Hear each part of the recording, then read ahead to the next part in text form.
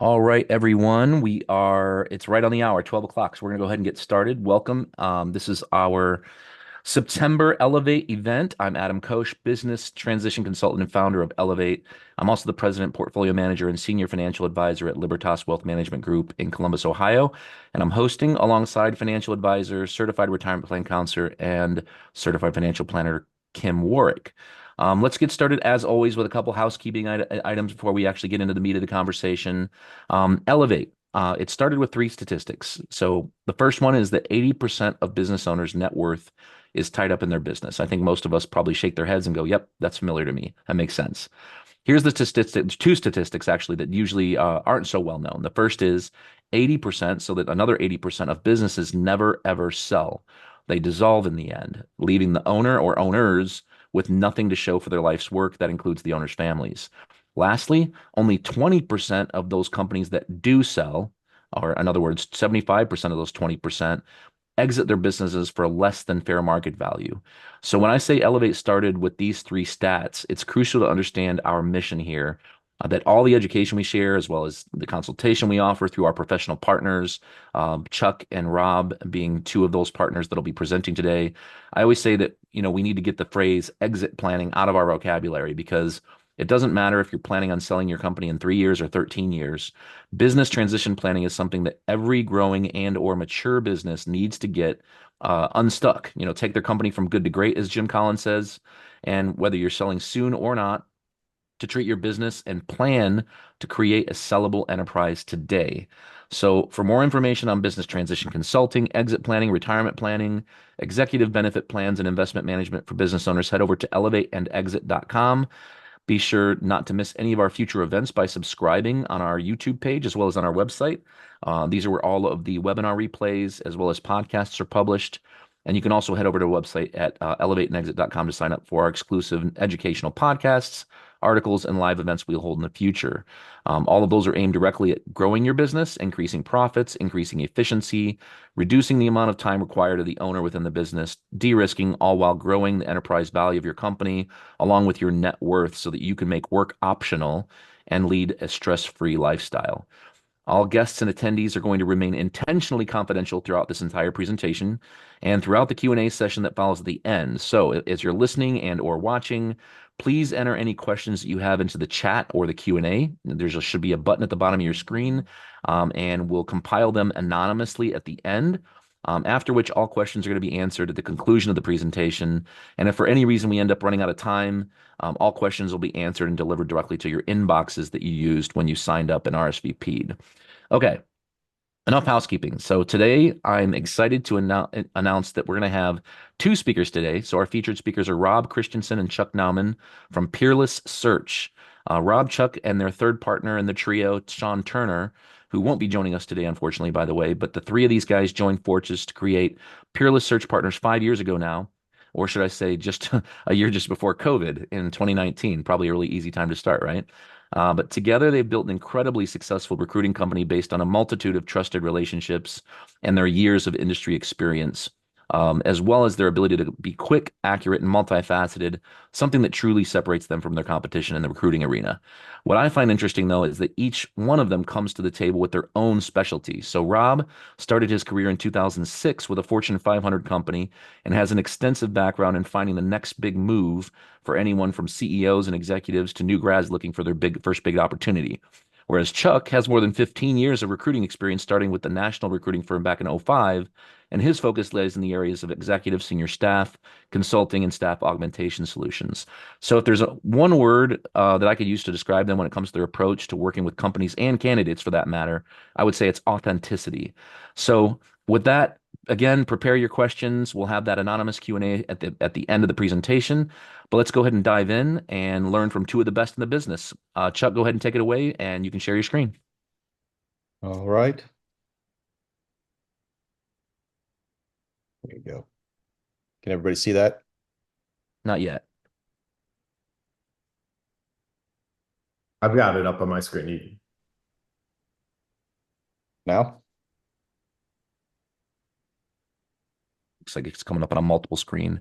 Let's see here. Looks good on my end. Good on your end? Okay, must be me. Okay. Go for it.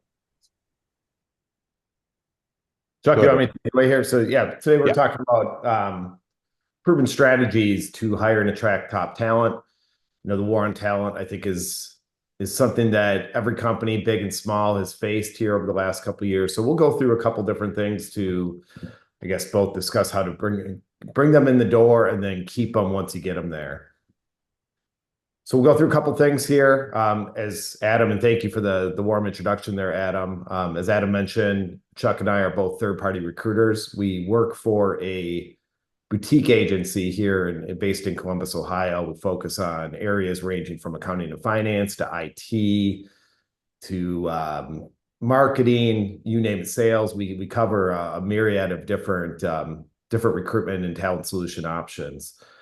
So with that, I think we have some industry expertise, and we're going to share some of the tricks that we've found over the years that are able to land you that top talent out there in the marketplace. So we'll talk about attracting top talent to your company, the hiring process overall, retention, and then, of course, we'll open it up for questions. So we'll start just with understanding top talent and crafting compelling job descriptions. And Chuck, you want to run with this one? Sure. The first thing we're going to talk about is compelling job description, writing compelling job descriptions. Resume Library did a survey asking candidates how long on average they spend looking at a job description and what they prioritize in that job description. And the results came back with the average person only looks at a job description or job posting for 20 seconds.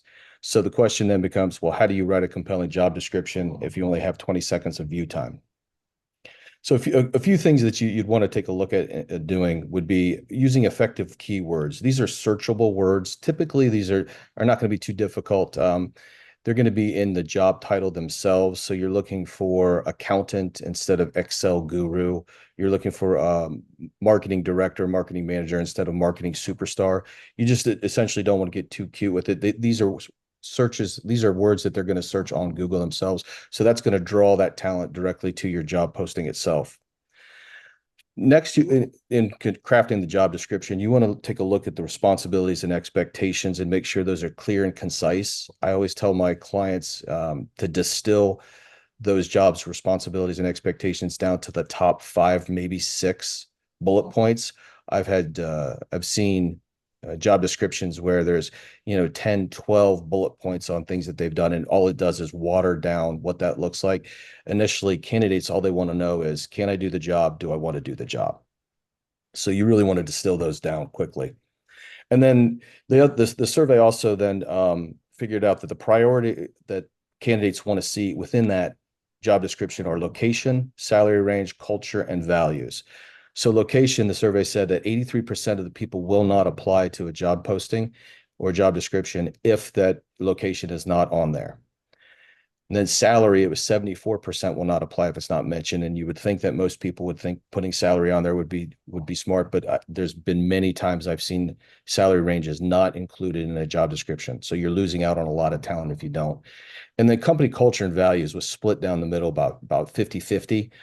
So I always tell my clients to keep this somewhat brief. This is about 2 to 3 sentences long of kind of what I say, telling your story and the values that you guys adhere to. But what you don't want to do is make this a 2 or 3 long paragraph where, again, it waters down that job description and you don't have enough time to review it. So then at the end of the day, once your job description is done, you want to see if it clearly explains why somebody would want to work for your company, or at least find out more about your company, and then click apply. Before I jump in with branding, I want to jump on some of those things there with the job descriptions themselves, because this actually just came out from LinkedIn here too. And I think it's important to note. They're referring to ghost jobs out there. And what that means is there's a number of jobs out there that aren't real jobs. That's an epidemic. I'll talk about one other thing too when you're considering posting your job description out there, and that's the amount of time it's out. And this is a particular problem on LinkedIn. And I guess this probably leads right into employer branding. But when we see these job postings get reposted month after month after month, you have to think about what that's doing for your potential candidate base. And they see this. They'll also see when it's, 2,000 some applicants because you haven't taken it down. That's real discouraging for a potential applicant to consider joining your company. So just bear that in mind as you're looking at things. I think, again, on LinkedIn, it's a particular problem, but you could also say the same for Indeed or for Career Builder.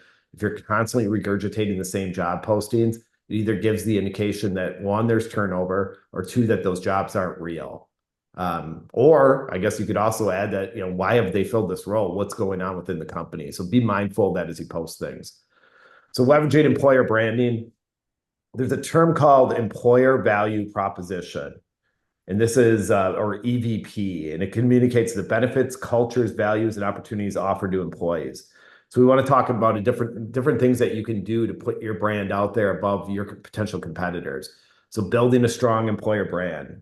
Are you showcasing the company culture, values? Are you using testimonials? There's different ways you can utilize this over LinkedIn, or just, whatever social media that you're using here to talk about things that separate your company from the rest.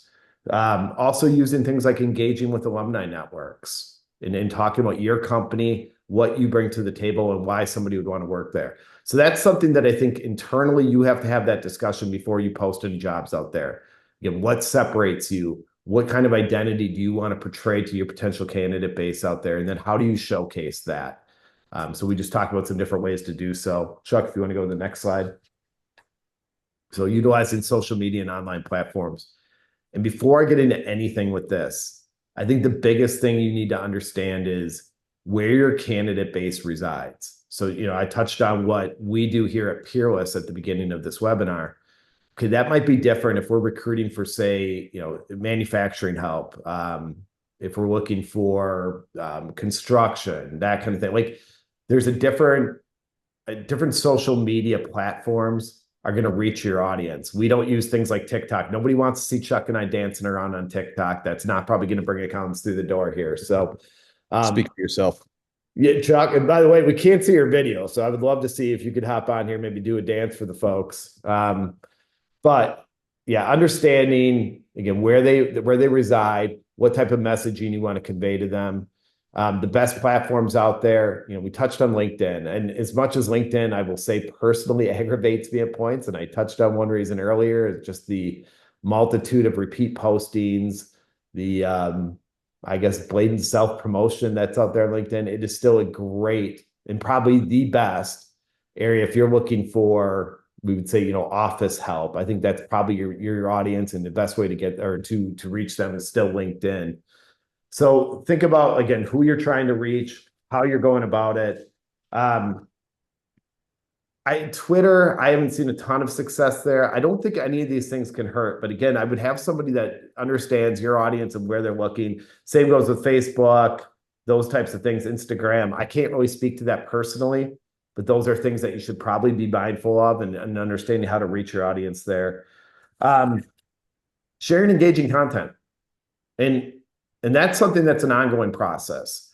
So if there's a, company retreat, you're doing community work, those types of things, that goes a long way. And I think you need to be posting this stuff often. So make sure you have somebody that's in charge of just what your social media looks like. But get that stuff out there. If I'm a potential candidate and I'm looking at your company, I want to understand beyond what your product does, who you are, your identity, and getting those types of things out there gives me a little bit of a better indication about what you're really about. So share that type of thing out there and do that more often than you think. I think that's been something that Chuck and I have actually had our eyes open to here in maybe the last couple of years, and that we don't necessarily want to post every day. And I'm not suggesting that you need to do so either, but you certainly need to post on social media far more than you'd like. And it gets into the algorithm, and I'm not a marketing expert, so I can't speak to that. But I do know that you need to post far more often than you're thinking you need to. So to recap that, understand where your audience resides, making sure that you have a presence on social media, and making sure that you are actively updating that and posting on social media. Chuck? And next, leveraging employee referrals. This was kind of quick. I won't spend a whole lot of time going through this, but the benefits of employee referrals, obviously, good people know good people. So if you're hiring for a .NET developer, and you've got a room full of IT people, chances are that they know somebody out there, and that this could be a quick way for you to draw top talent. Other benefit is it's relatively cheap considering expensive job postings or possibly using a third-party recruiter. Ways to incentivize your employees. Used to work with a company that was hiring salespeople, and they would give a $4,000 referral to anybody who stayed, past 90 days. I've also worked for companies that gave $1,000 referral and extra days off, and even extra jeans days, so to speak. So just a good way to try to draw top talent that doesn't necessarily cost you as much. It could potentially be a quicker way to do things. All right. Cheap plug alert here. Utilizing a recruiter. We would be remiss if we didn't discuss this. And I think there's maybe a notion out there in the marketplace that, once you engage a recruiter, you are kind of obligated to use them and use them for every single search. That's not true. Look, and I think the best thing you can do is understand who's a good recruiter in your particular space. And that's very different. There are certain areas that I can tell you that we've had people reach out to us and we will tell them, healthcare, doctors, nurses, that's one of them we get, pinged with. I think since the beginning of my career, feels like every other year I get asked about welders. I don't know a thing about either one of those fields. I'm not your industry expert, but there is somebody that's good for you. So I would partner up with a recruiter that and one or maybe two that and trust, and be able to utilize them. I'll give an example here of a recent case with a company located here in Columbus, smaller organization. I've been working with them since 2011. And so they just tapped me to help them with a search. They actually ended up filling this on their own. But they went to me and I was able to deliver candidates pretty quickly to them, and good for them for filling it on their own, because that's, I think, another misnomer out there. I'm not telling you to stop your own recruitment efforts. If you have somebody and they got somebody through an internal referral that fit the bill, great, more power to you. I'm another source. So I talk about here access to a larger talent pool. What I'm bringing to them is people that they're not going to find through their job postings. What we would like to discuss is passive candidate pool. On top of it, in that situation I just described, I already know their company culture. So I can weed people out pretty quickly based on things that I've known in the past of working with them and who's going to work there and who's not. So you get access to a larger talent pool in that passive candidate base. That's really, really important. Your job posting is only going to get people that are checking. And if you've been through a job search, that's cyclical. And there's some people that I would say always have their antennas up. Far more often, though, those people are only looking, at certain periods of time in their life. So we're always networked and always talking to people. We're bringing you folks that you won't see on your own. Talked about specialized industry knowledge. Chuck and I grew up in accounting and finance. I'd like to think we can speak that language still today. So we're bringing that to the table versus what you might have, especially these smaller to mid-sized companies, or even the larger ones who have a talent acquisition group. They're not going to know everything. So they're not going to, so I'll use that accounting and finance example. We know that industry. We understand it.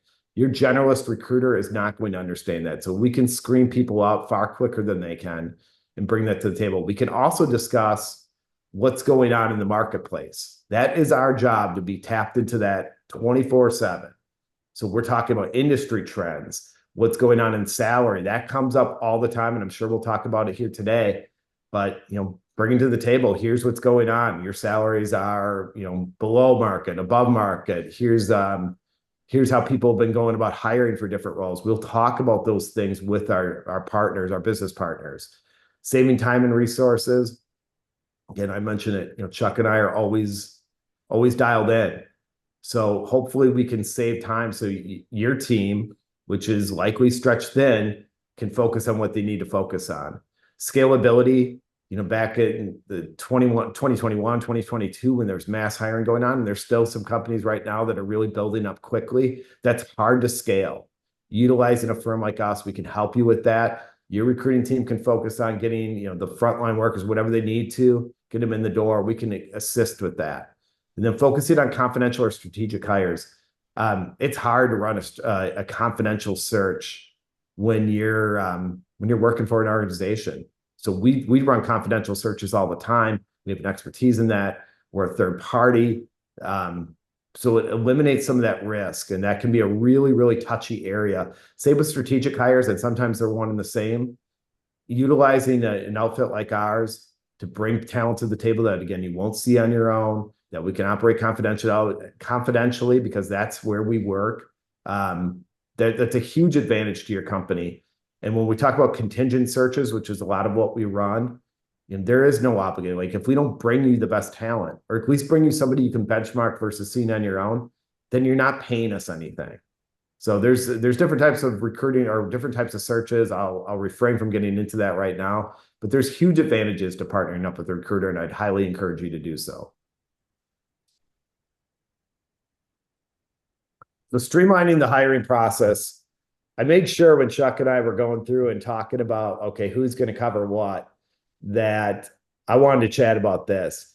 I will tell you, and I don't have well, I guess I do have some data. I'll talk about it here in a moment, but the number one hindrance here for companies right now is their process takes way, way too long. And let's start with just simplifying the application process.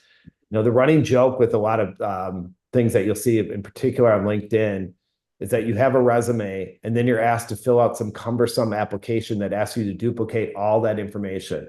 So start there. Look at what the first blush of the company is. If you have this lengthy, and I worked for a company that had a 20-some page, whatever ridiculous application, this is back in the days of paper applications, you probably need to streamline that. You're not trying to run people out the door like from their first touch of your company. So understand that you want to have that more simplified.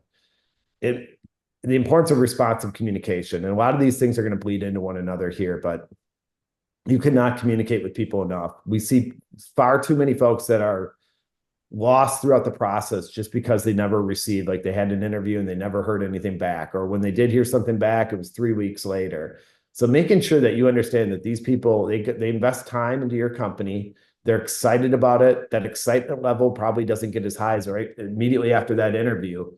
That you're making sure that you are staying in constant communication with them. And even if they're not the right fit, communicating that to them as well. Bear in mind that these people are out there talking to their friends, their family, their peer network. And if you just ghost them after an interview and never talk to them again, you can be sure that they're going to pass that information along, that they're going to say, we hear it all the time. Oh, I applied at so-and-so company and never heard anything back from them. It's not a real good look for your company, even for the folks that you're passing on. Identifying and committing to a hiring time frame. This is something that you should set out at the beginning of the search and say, okay, we want to hire on X date. How are we going to get here? So work backwards on that. How do we go about this? Do we have everybody in line? Chuck will talk a little bit more about that, but making sure that you truly have a time frame and it's not just open-ended. Those open-ended ones tend to be just that. They're open-ended. They go on far too long. Making sure that all team members are involved in the hiring process and on the same page. Again, I'll defer to Chuck. He'll talk a little bit about that. But the worst thing is when you have mixed communication for people that are interviewing. Navigating through multiple candidates, providing clear feedback. This comes up at the end. We have to deal with this a lot where maybe there's 2 or 3 really viable candidates that are in the final interview stages, and you can't cut them loose because you don't know if somebody's going to accept a job offer or not. The best thing I can tell you is just stay in constant communication with them. And I understand it's hard to be transparent. Do so as much as you possibly can. Walk them through where you stand with this process. We just had this case here actually on Friday and going into Monday, where I had a person that was going through and had multiple interviews, or excuse me, multiple offers, and was waiting for one on the company I was representing where he really wanted that job opportunity. And so my job with him was to make sure that he understood exactly what the time frame was, where he stood in this process, and how we could help get him to that finish line. And I would encourage you to do the same. And then using technology for efficient applicant tracking, which that basically means applicant tracking system. You should have something in place. Heck, even if you're a smaller company, have an Excel spreadsheet or something somewhere so you understand who's applied to your company, how far along they got, the time on that. It's kind of embarrassing when we have people that have applied for companies multiple times or gone in for interviews. They're like, oh, didn't we meet that person a couple of years ago? So you should have something in place to understand your applicant tracking. So I talked about this, the hiring process, and time is essential. And here's some of the statistics behind this. So we use some Glassdoor studies that were conducted. So the application process itself, a Glassdoor study found that 80% of candidates drop out during the application process. That's what I was talking about earlier. If you have this lengthy 10-page document that you want them to fill out when they have a resume already ready to get over to you, you're going to lose the candidates before they ever get to you. It's kind of that thing with, clicking before you make a purchase type of deal, like where you lose people at the area where they're about ready to purchase it or purchase your product on e-commerce. Well, it's the same kind of idea here, but you're losing them on the front end. If you have a lengthy process, you're likely to lose people. Hiring process length. Glassdoor study found that 58% of job seekers lose interest in a position if the hiring process takes longer than 2 weeks. Now, look, I recognize that there are a lot of occasions or a lot of situations where it's going to take longer than 2 weeks. That's, again, where I would have that clear communication, making sure that you're talking to people, especially those that you're interested in, and walking them through, okay, here's what the time frame looks like. Response time. This is a study from LinkedIn. 25% of candidates lose interest in a company if they don't receive a response within a week after an interview. I touched on it earlier. Think about how excited you are. We've all been through an interview process at one point in time. You go and interview somewhere, you're excited. You're like, oh, I think that went well. We hear all the time, I crushed it in the interview. I really like this place. How deflating is it when you don't, a week goes by and you haven't heard anything? And I think we've had a conversation with Adam about this. He likened it to dating. You have a great first date, and then you never receive a phone call back.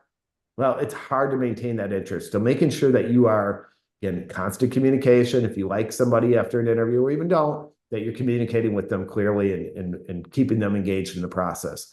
Offer timing. Nearly a quarter of the candidates are lost if the employer doesn't offer a position quickly enough and the candidate accepts an offer elsewhere.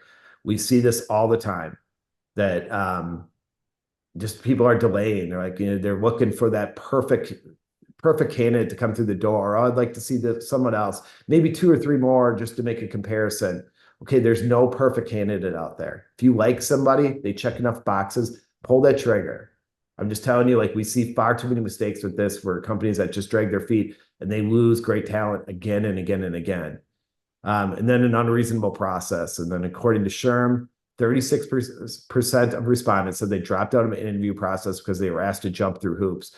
A lot of times what we're talking about here is 6, 7 rounds of interviews. That interview, and then a month goes by, and then another interview, and then they're asked to fill out some sort of personality test, then come in, present. Like, we see this all the time. Streamline your process. I'm not asking you to cut corners. What I'm asking you to do is keep this process moving and keep clear communication throughout it. Just as Rob just pointed out, conducting effective interviews. This was a big one here. So there's 3 different types of interviews you can conduct: behavioral, technical, cultural fit.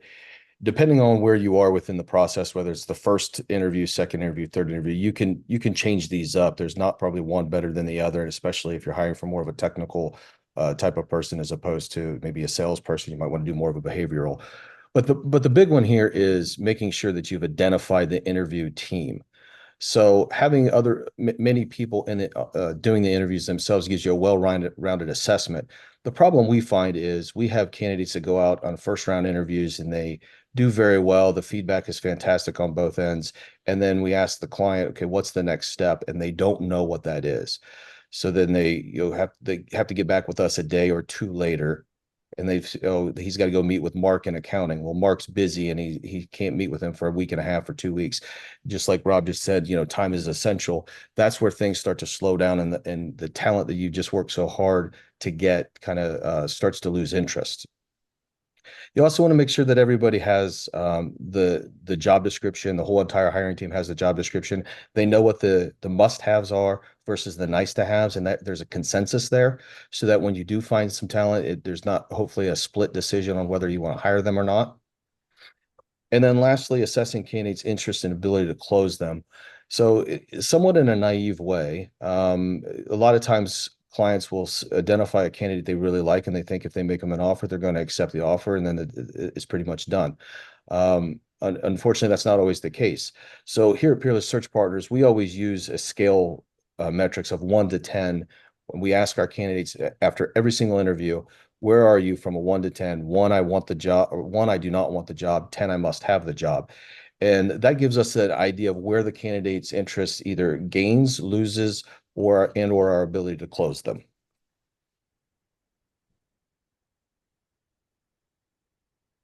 So offering competitive compensation and benefits.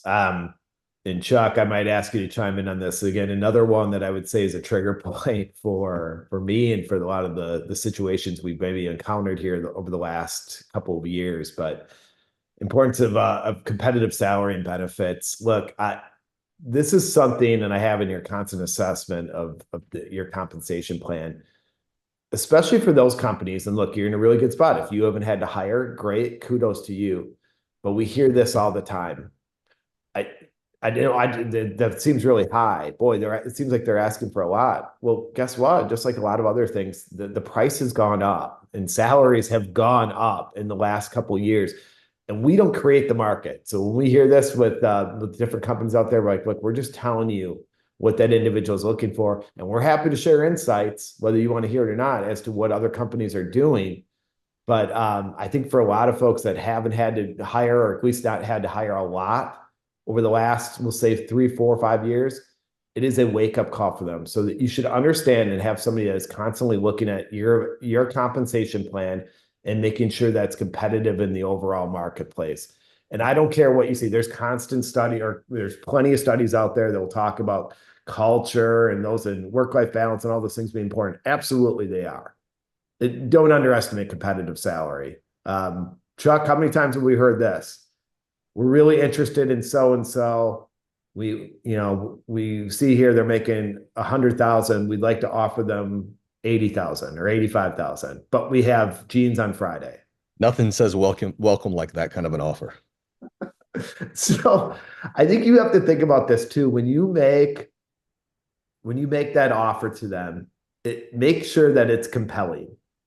And this is, again, we're working with a recruiter, again, cheap plug alert, can help with that, because we will walk you through, like, here's what it's going to take to close them. But you should be sizing that up throughout that interview process. Okay, what is it really going to take to get them in the door here? Do we have that? Does this make sense? Or should we look at other options? And look, there are times where, somebody's just going to be outside of your price range. Well, it's time to go to plan B. But I think you have to make sure when you make that salary offer, what you don't want to do is insult them, lowball them, do anything like that. So making sure that you are making a compelling offer on your first one. I understand there can be some give and take with things, but making sure that you are making a competitive offer to them when you're ready to get to that stage. And then looking at your benefits too. We hear things, I joked about jeans on Friday, but some of the benefits that people think that they have really aren't benefits. So there's non-monetary incentives out there, like right now, a hybrid schedule remote. That is a big advantage if you can offer that to people. You should make sure that you lean into that. I would say what's maybe not as much of an incentive anymore is a stock kitchen. We see a lot of companies. It's great. You can mention it. I don't know how enticing it's going to be, and it probably doesn't replace $5,000 of salary. But talking about the things and understanding what you have, Chuck, I think you're big on this too. Titles, right? Like, yeah. When we talk about non-monetary incentives, if you could change a title and give somebody an elevated title, it's free, right? Like, so there's companies where I've seen they do this backwards, where they have these titles that seem like it's lower. I won't name the company, but there's one here in town that has senior account level positions, but they call them staff accounts. And what they want to recruit is staff accounts that are ready to move into senior account positions. Well, it's de-incentivizing to people that are looking at this company. It's a great company too, but that title, people get hung up on it. So again, we talk about non-monetary incentives. They'd be better off calling this like the, VP of account side. Then maybe that's a little over the top, but giving it some beefed up title and bringing them in the door if it costs you nothing. But there's other non-monetary incentives here that, I talked about, just like, great, like we do charity work, stuff like that. I don't know, Chuck, are there any other things here? I joked about the stock kitchen, but I guess it is nice. But, do you have free parking? I don't know, whatever it may be. There's a ton of things here that you want to make sure that you're touching on and why somebody would want to work there. And we talked about compensation a lot. Compensation also includes benefits. So I know that can be more of a challenge for smaller companies, but if there's things in there like a great 401k match or healthcare that's provided, make sure that you have somebody that can clearly communicate that to somebody that's potentially looking at your company, because those are important perks, especially when we talk about healthcare and how important that is and how expensive it's getting over the years.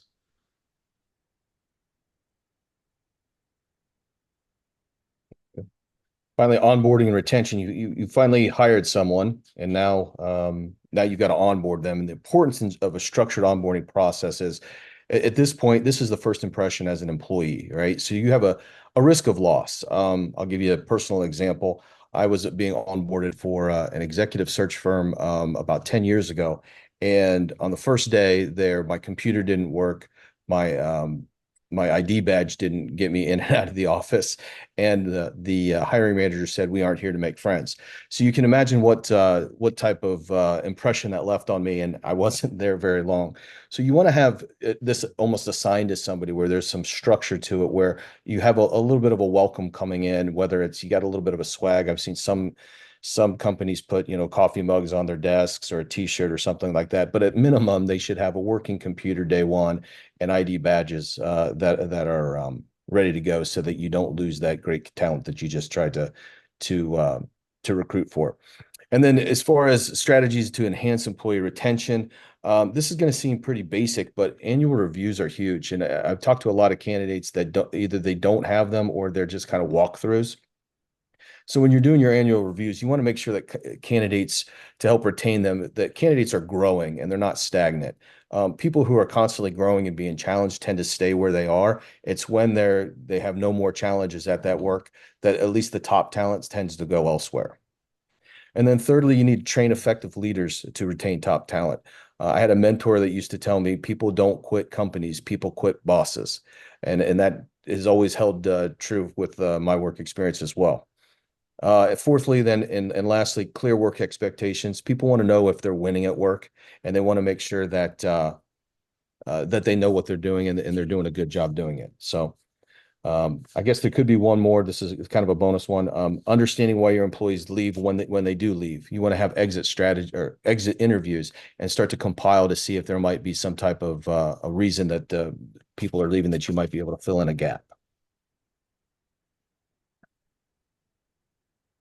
So just to recap some things here, we touched on some of the key strategies in terms of getting people in the door: competitive compensation package, clear communication, streamlining that process, how to implement these strategies. Look, it's a hard thing. We included this bullet point in here. It really is, I guess, up to the company.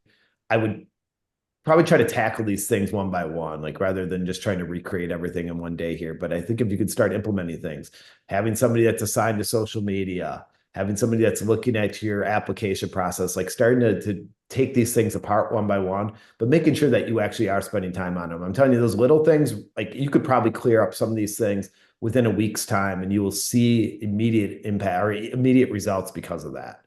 So don't try to tackle everything at once. Take on these things, I guess, portion by portion. I guess we'll open it up for questions. All right. Awesome. Thanks, guys. I'm going to go ahead and take over the screen share here. There we go. And we have 3 questions in the queue here. The first one is, would you recommend using social media to attract talent without it becoming labor intensive? And are there any tools, tricks, or strategies you would recommend to do that? I'm sorry, recommend using social media without it being labor intensive? Yeah, I mean, it sounds like, not to read between the lines here, so I don't want to, rephrase the question, but it sounds like they're asking, should they use social media, understanding that it can get labor intensive? It can become a lot of work, to start posting all over, social media, probably, whether it's LinkedIn, then you start getting into things like, maybe younger staff. I'm spitballing here, but we're getting into younger people like Instagram, TikTok, YouTube shorts, things like that. Yeah, I would again say this is where you do need to understand who you're trying to reach. Like that everything starts with that. And then in terms of the amount of postings, it doesn't need to be you. If you're a business owner, it doesn't necessarily need to be you. Have somebody in your organization that you trust with that. Obviously, you want to lay eyes on it before anything goes out with communication there, but have somebody on your team handle that. And start smaller. I talked about the frequency, and that is important.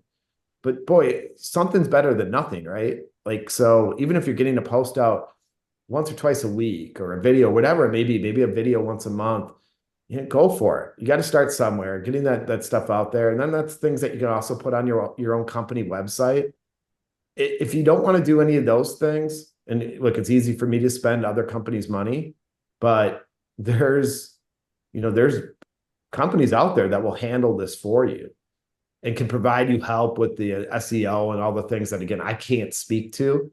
And we've leveraged others to help us with that, just to understand how our messaging gets out there. But there are, in my opinion on that, there are so many things that you can do for free today that really don't account for a lot of time that you can post immediately. Heck, putting articles out, like just where you can just copy and paste, like using stuff like ChatGPT. I can keep going down the list. Like there's a lot of mediums out there and a lot of information that's right at your fingertips. So I would just start somewhere on it and build from there.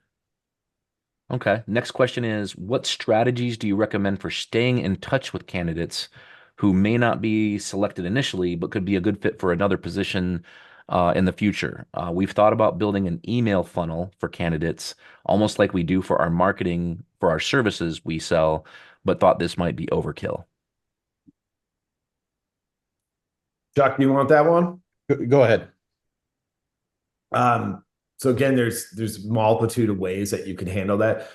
When I hear, all right, so Adam, you said email campaign. Is that how it was Yeah, phrased? basically like an email. They said funnel, but basically an email campaign. Does it make sense to build an email campaign like you would for your company, whether you're selling services, products, but you're doing one for candidates. So when you want to hire in the future, you're kind of staying in touch with them in some way, shape, or form. I think it's great. Like if you can alert people, and they'll turn those off if they want to. They can always opt out of stuff like that. That's And true. I think, and you do have to understand your frequency level. Like if you're constantly bombarding them with here's new jobs in our organization, then it becomes noise. But if it's sporadic, and that's something, again, every company's different on that. But yeah, I Okay. think it's a great idea. And I think especially if you let somebody know that too, like, hey, as you're maybe moving on with another individual, be like, look, there's still some potential interest here and we have other opportunities.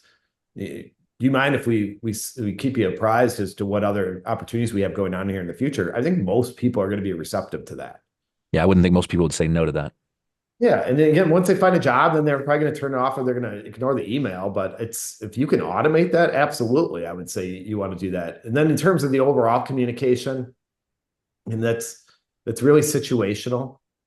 I used the term earlier though, and people gravitate towards it. If you can just be transparent and stick to timelines, like people remember that even if they don't work somewhere, if they felt like they were treated right throughout the process and kept in the loop, that goes such a long way. And there's just too many companies that do a really poor job with that, where there's just this absence of communication, or once they've filled the role, they just move on and you never hear from them again. I'm telling you, that is the wrong way to go about it. Well, it says a lot about their integrity as a company, I imagine. Exactly. Yeah. All right. Last question here is smaller company here. We know our salary ranges are not as high as other bigger companies can pay. Is it worth listing the salary range versus the salary, quote unquote, salary starting at on the job posting? Is it worth So is it listing worth posting the salary salary range as opposed to saying the Yes. salary starts at X on the job posting? Um, yeah, if you know you're kind of under, that's a good question. If you're under paying somebody even at the top end, the range itself might not draw the talent you want. So it's a little bit harder of a question to answer, but I would say at minimum you should be posting at least what the starting salary is. And then, depending on what industry you're in, you might want to just try to do both, just to see who, what kind of talent you end up getting. If you do a range and then, all of a sudden you're getting good candidate flow in, that'd be great. But then if you're seeing that you're not getting enough candidate flow, then start with the starting salary. I would say this though, at the end of the day, it's all going to flush out at the end. So I'm always more transparent than anything. What you don't want to do is inflate that or get it to the point where you're getting candidate flow coming in and like, oh, I'm sorry, we can only pay you X. I would say regardless of what you decide to do with that particular question, have a conversation, a very transparent conversation up front, very early on in the interview process about what expectations they have in terms of their salary, and make sure it fits it within that range so you don't waste anybody's time. All right, that makes sense. All right, guys, that's it. Those are our questions for the day. So I'm gonna go ahead and wrap it up. Thank you so much, everyone, for attending today's event.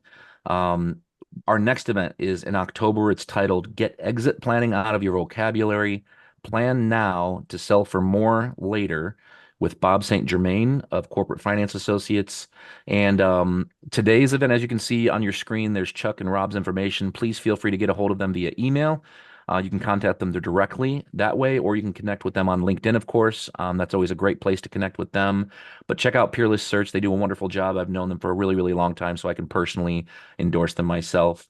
Also, please head over to elevateandexit.com to sign up for invitations to our future events, just like this one, and subscribe on YouTube to get these replays sent to your inbox in the future as soon as they're published. Speaking of replays, this is going to be recorded and replayed within the next couple days. And we also, the three of us, Chuck, Rob, and I, just recorded a podcast, which is also going to launch tomorrow. So that'll be published. To check that out. It's not the same information. It's different, more discussional. So, if discussional is a word, that is. So be sure to check that out on YouTube, Spotify, and Apple Podcasts. We'd truly appreciate it if you'd fill out a survey that we're going to be sending out to your inbox. We'd love to hear what you think, as well as if there's any other ideas, concepts for future events. And then, of course, follow Elevate on LinkedIn, Facebook, Instagram, and Twitter. And lastly, as I always say, owning a business is freedom. It's fulfilling. It's unbelievably rewarding, but it's not easy.